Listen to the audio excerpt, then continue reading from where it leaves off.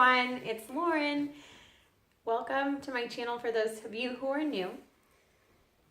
We got Sebastian here with us today. He's not feeling very well. We'll see how this goes.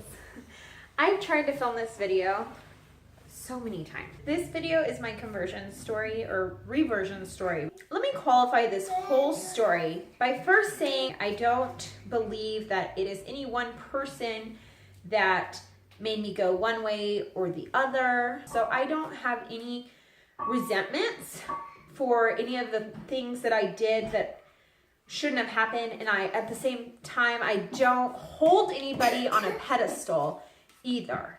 So I'm just qualifying my story right away. It's really hard to start this video because I don't know where to start, but you got to start somewhere. So let's just start from the beginning. My childhood, I was baptized. I went to Catholic school. I was not catechized very well in that Catholic school. I don't know what the school was going through or what, but I learned some prayers, but beyond that, I don't really feel like I learned my Catholic faith. In middle school, I wanted to join band, and so they did not have a band program at my Catholic school. So I went to a public school. At that point, my parents had a choice. They could put me in CCD or catechize me at home. They chose not to put me in CCD and catechize me at home. However, the problem was my family started going through some stuff at that time, and so there really was no education at home either. We started getting involved in our parish. We did music ministry, but it turned into some Sundays we would do the music ministry, and they called it Family Sunday, and it was supposed to be go to Mass, then go to Family Sunday. Well, our family started just going to Family Sunday. So this is what I thought at the time, and this is what was being communicated to me, is the important thing about church is that family had together time. So family was definitely an idol. Ironically, years down the road, my parents split up. We all stopped going to Mass. Family Sunday was no longer. So what was such a priority in our family became completely smashed.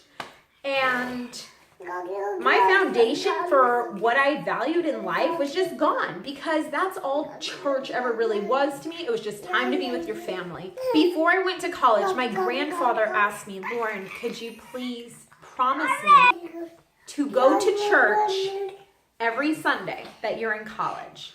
And I thought, sure, Grandpa, if it'll make you happy, I'll go to church, no big deal. So I went to the university's Catholic Center. I didn't know why I was going. It was for the community of it all. It wasn't for the Mass itself. I hadn't fallen in love with Jesus. But let's fast forward a little bit. And life happened as it tends to happen in college, and I had a really horrible breakup that left me completely shaken and confused and just feeling like my foundation was completely gone. And at that point, I don't know if any of you have experienced this, but when you hit rock bottom, there's only one way to go, and that's up. And I just prayed, God, if you're here, prove it to me, because I don't know what to believe anymore. I don't know what to value, and I don't know what to do. And so I just had been praying that, like, just show me, like, make it really obvious, because I'm not always the smartest about these things, so just make it obvious. So that prayer was in my heart. It didn't really go anywhere immediately.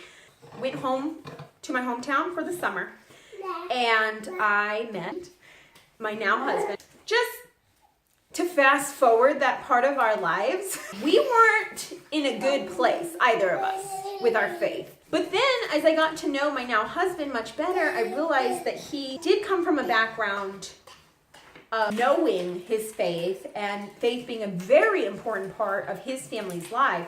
And so through him, he taught me new things about the faith that I had never, ever heard of, and he's still teaching me to this day. So it was very scary for me, because I knew what I thought Catholic was, and that was like family time.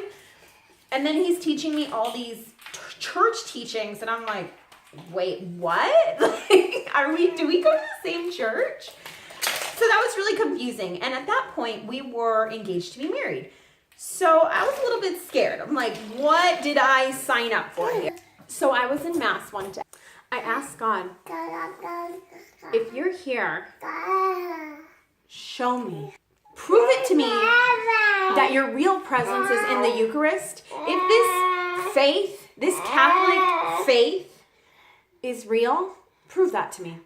And now looking back on that, I'm so humiliated for having asked God, that creator of the universe, to show me. Because who am I? Who am I to ask him that? I'm just one small person in his huge grand scheme of things.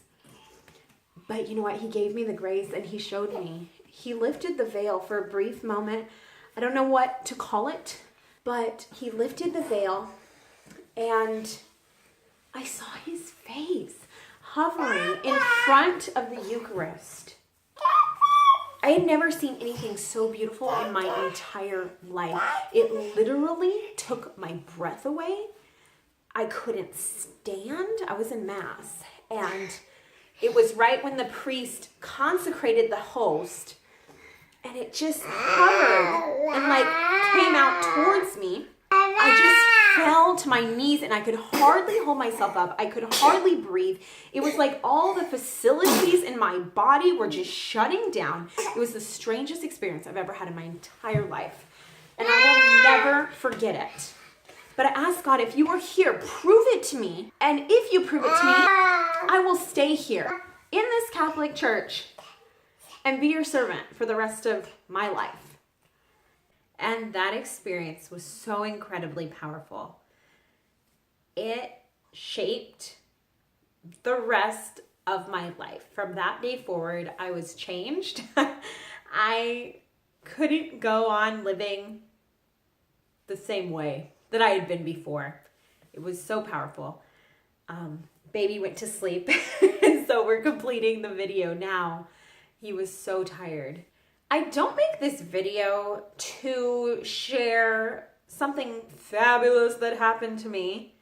It was a life-changing experience, yes. But I share it more because I don't think I'm the only one out there that has experiences like this. And I think they're really embarrassing to talk about because you feel like you're a little crazy, and maybe you are. But I wanted to share this experience. Maybe some of you have had a similar experience or an experience that was related to that. I want to let you guys know that you are so special. If you don't know that already, you're amazing. And God has an orchestra going on here. We are a symphony. And you might be the flute player or the tambourine player, or you might be the music stand. I don't know who you are or what God intended for you. And I don't entirely know what he intends for me, but maybe one day we will know all that. So if you haven't heard it lately, you are so loved. You are so special.